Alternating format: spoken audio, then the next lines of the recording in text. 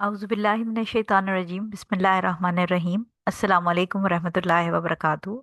रमज़ान के 50 मसाइल में मसला नंबर 30 आज हमारे पास है कि क्या तरावी के बाद तहज्जुद पढ़ सकते हैं। यानी बहुत सारे लोग जो मस्जिद में तरावी पढ़ के आते हैं और वहाँ पर फिर ऑब्वियसली वितर भी पढ़ लेते हैं एंड में। उसके बाद घर आके सहरी के टाइम पे या सहरी से पहले उनके पास टाइम होता है तहज्जुद पढ़ने का, यानी वो एक्स्ट्रा रकात पढ़ सकते हैं उस टाइम पे। तो क्या तरावी के बाद तहज्जुद पढ़ी जा सकती है?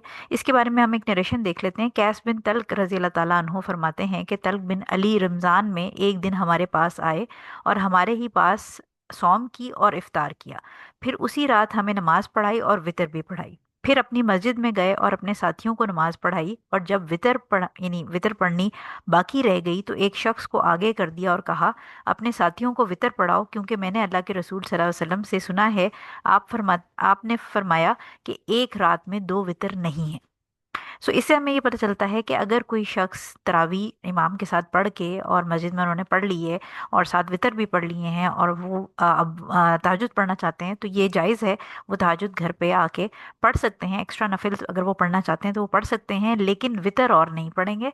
उसकी रीज़न ये है कि हुज़ूर सल्लल्लाहु अलैहि वसल्लम के इस हदीस जो नरेशन के अंदर उन्होंने साहबी ने एक्सप्लेन किया है कि वितर एक रात में, क्योंकि ऑड नंबर ऑफ रकात होती हैं, तो वो एक रात में एक ही दफ़ा पढ़ी जाएगी।